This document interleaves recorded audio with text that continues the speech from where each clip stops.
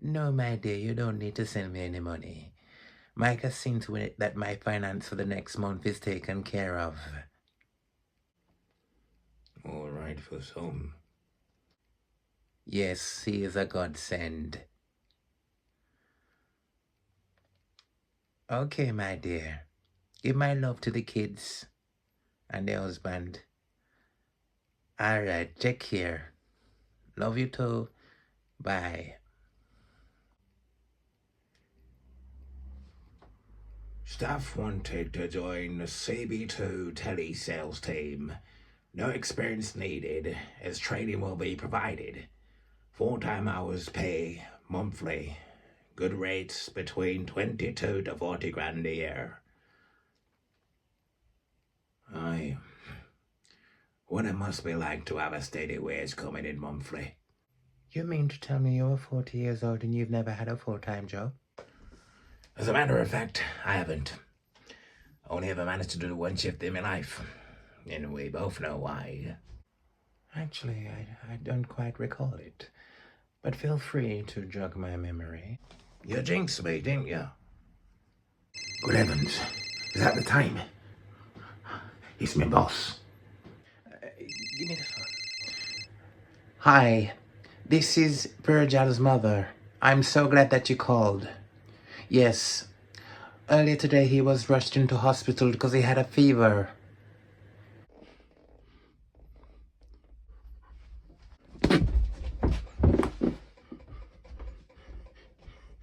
Is that all you got? Hey, there's no need for this packeting, you two, and Marcia.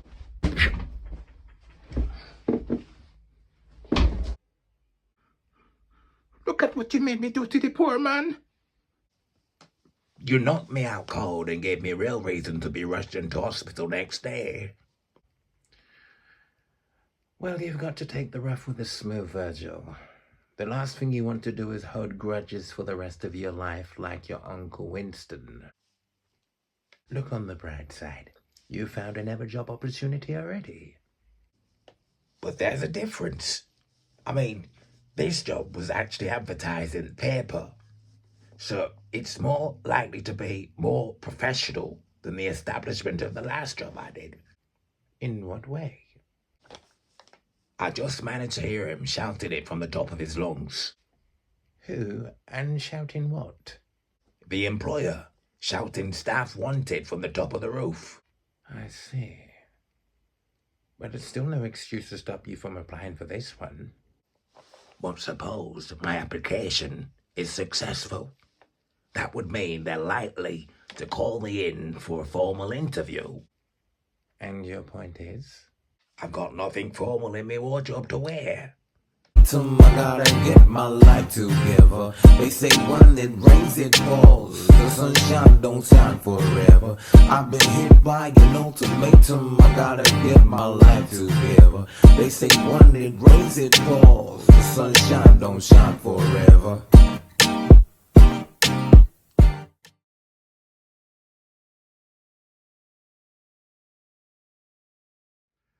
Well, I thought you looked quite dashing in the suit I saw you wearing last night.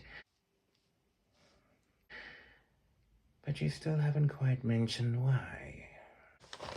Well, I've told Uncle Winston that I never actually owned a suit before. And he was curious, so I guess he told me to try one of his on. Well, there you go. Problem solved. Your Uncle Winston now has a significant reason to lend you something smart to wear.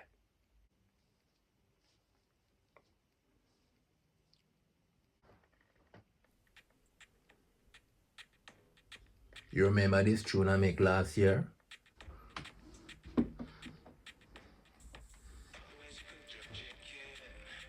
Yes, I do. Jerk chicken and for the year, as I remember. I just get an email from a DJ in Bristol. So they want to use the tune for a mixtape. Well, that's great news. Good exposure for you, ain't it? Well, I don't see it make no difference. I'm still living under the conditions of a teenager with a curfew. Oh. I take it you haven't quite got over it yet, then. Get over what? You know, when I was first living with Mike and he was working a night shift, I did have the freedom to bring back woman to the yard. Until one morning he did finish an hour early and catch me out. The point of the matter is you did leave me in the lurch last night when I was depending on you to help me make a point to Marcia and her blasted rules. You know the first thing she did when she came into the room last night? She offered the both of us a takeaway. And in return, you expected me to help you trigger her anxiety by pinching the light bulb in her bedroom, knowing she's scared of the dark. You don't know the Marcia that I know. Because if you did, you would have never go back on your word. No, you're right. I don't know Aunt Marcia for as long as you have. But how could I? She's your sister. You've known her for all your life. There were times in my childhood when I used to wonder what it would be like to have a brother or sister. Someone to talk to and confide in when the bullies were being nasty to me in a school playground because I looked different to the rest of them. And then you have the spoiled ones, those who were lucky enough to have the best of both worlds. Did she put you up to this? I don't know what you're talking about. This whole trying to soften me up and pull me heartstrings. Like I'm supposed to feel grateful that I was one of the lucky ones. 'Cause you mark my words, it was more of a curse than a blessing. I wasn't not about you. I was just saying that I wasn't fortunate to have such privilege. Get out the violins. Give over. I never thought it was possible for a grown man to have such grudge against his own sister. If you did see the ex-girlfriend that Marcia did go tell lies unto my mother to make sure she dashed me away, you would fully understand. I thought blood was supposed to be thicker than water. Not when the girlfriend looked like Halle Berry. Halle Berry? My God, you must have been punching up. You're sounding like your father now. Minus the funny accent. Many times when I was young, you know, it did seem like your father and Marcia did join forces to ruin my happiness. 2 weeks after me and Andrea did break up, you know, I did catch her and your father kissing in the park. Oh, I know how it feels to have your girl pinched off you by a member of the family now. The milk spill already. Why you crying for?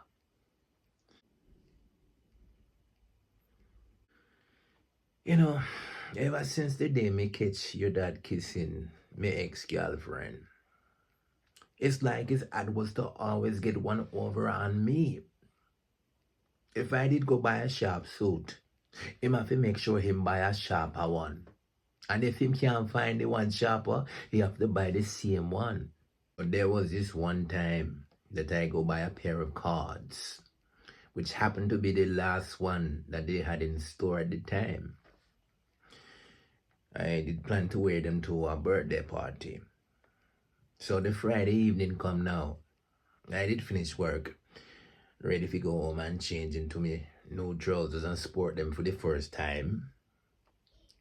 Then me notice that they're not in the wardrobe. So I go ask Marcia, where is Gilbert? She say he gone to Auntie Sharon's house now. So I leave with the suspicion that him pinch me trousers. So when I turn up Auntie Sharon's house and I see him with them on, I summon him to come outside and we catching an argument. And you see, after me tell him to take them off, because he was taller than me, he did have a little advantage. Him go headbutt me and buck up my nose, bust it out bleeding. And just like that, I remember me telling myself I would never see a man wearing my clothes on him body. Not even family. But you were willing to lend me one of your suits last night? Then you let me down. So that will be the first and the last.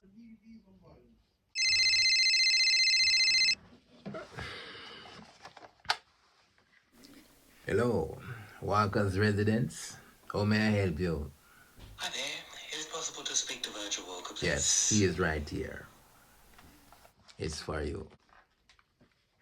Hello? Hi, Virgil. I'm Alex from CB2 Telesales. You sent us an application. Yes, that's right. Are you available to drop in tomorrow morning for an interview at 9 a.m.?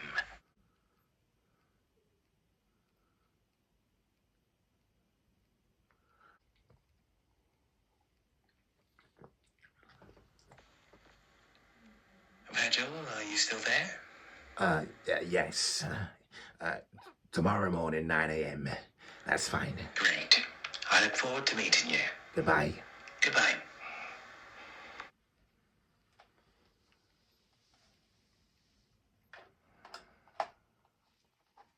They say when it rains, it falls. The sunshine don't shine forever.